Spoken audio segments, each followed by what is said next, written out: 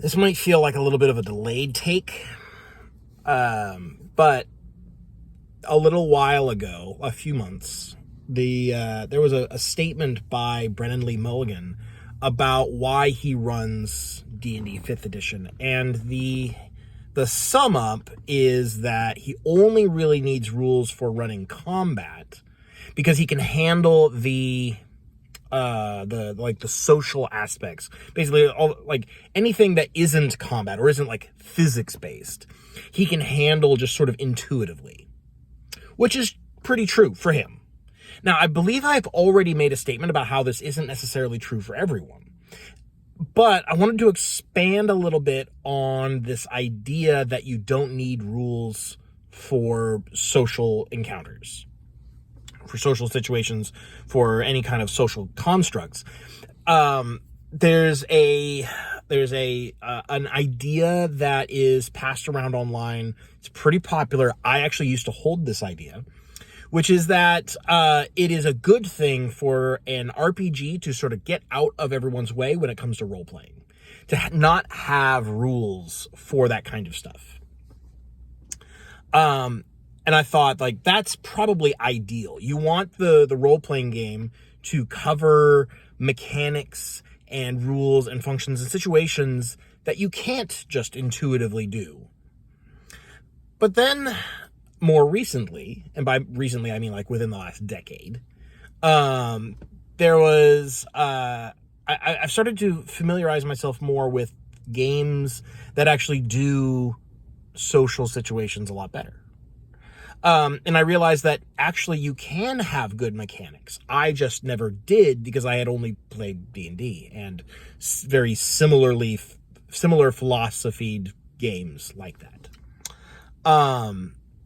I've talked at length about Legend of the Five Rings and how great that system is. It has multiple social attributes. It has flexible approaches to any given situation. It has a whole category of techniques specifically for social situations. So L5R, definitely like a top pick for me when it comes to social RPGs. I've also heard good things about Vampire the Masquerade, especially recently. One of the members of my YouTube, or my one of the members of my Discord channel has been talking about it recently, and it's like, it's not my vibe, but I've heard such good things about the mechanics that it feels like I ought to be able to recommend that. But I actually don't, because I'm not very familiar with the system. But the point being that there are a lot of RPGs out there, because like L5R and Vampire the Masquerade are both reasonably heavy RPGs. They're moderately chunky, probably on par with 5th edition. And then you also have the lighter RPGs, your Powered by the Apocalypse, your Forged in the Dark, those kinds of things, where social situations are treated mechanically identical to all other challenges, be it combat or exploration or what have you. Which I think is probably even that is a superior approach compared to, we're going to have a whole bunch of rules for combat and then no rules for social stuff. What that strikes me as, when D&D does that, it says like, we're going to have, 250 pages on combat, and then we're going to have like 3 pages on social encounters. What it strikes me as is people who just don't know how to write rules for social encounters, and so they don't bother.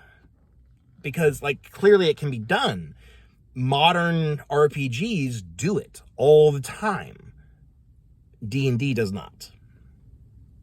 And so I've started to think about it lately. It has come up in a few online discussions that a lack of rules is not a mechanic. A lack of rules is not in itself a mechanic. It is the designer saying, you handle it however you want. Some games are unabashed about the things that they don't have mechanics for.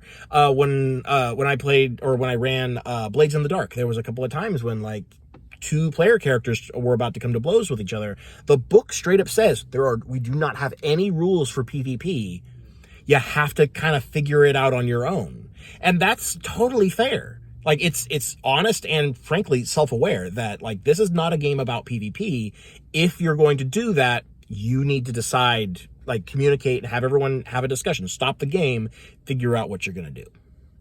And it feels like the fact that D&D doesn't do that, and it kind of pretends like it has systems, because it has this like almost a skeleton of a framework for how to build social encounters, but not really.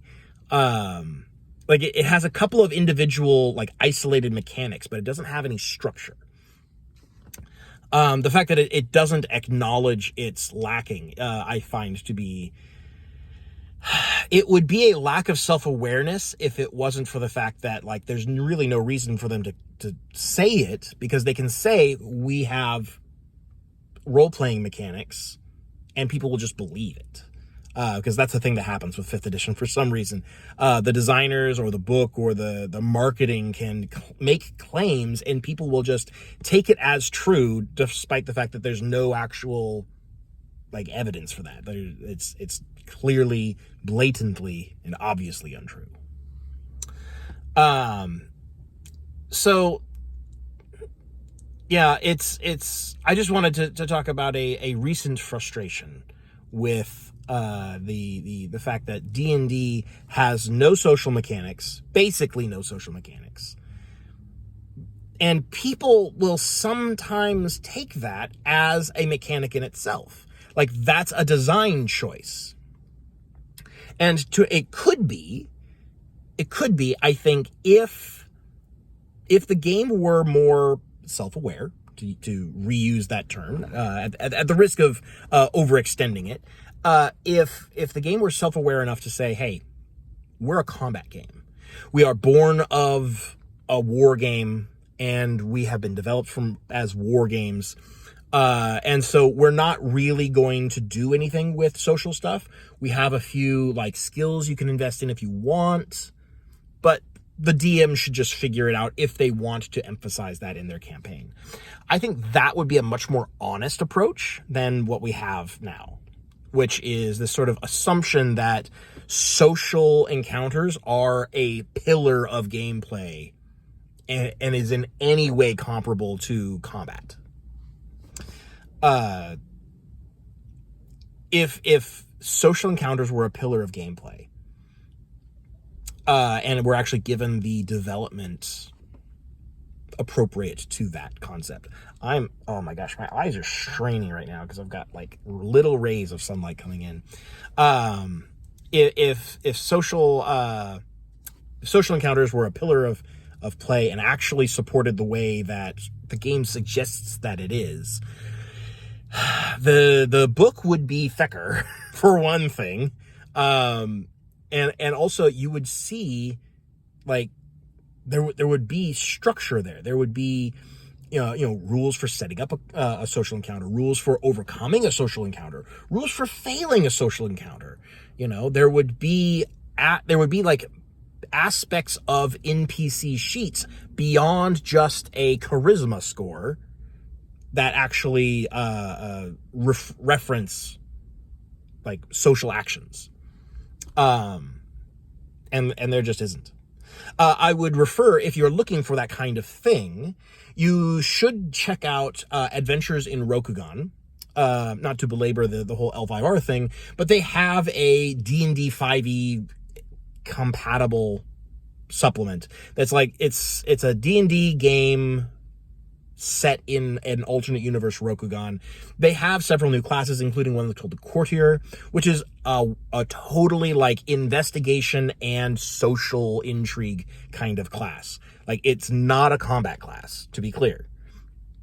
And the setting and the way that their adventures are structured is such that it supports the existence of such a class.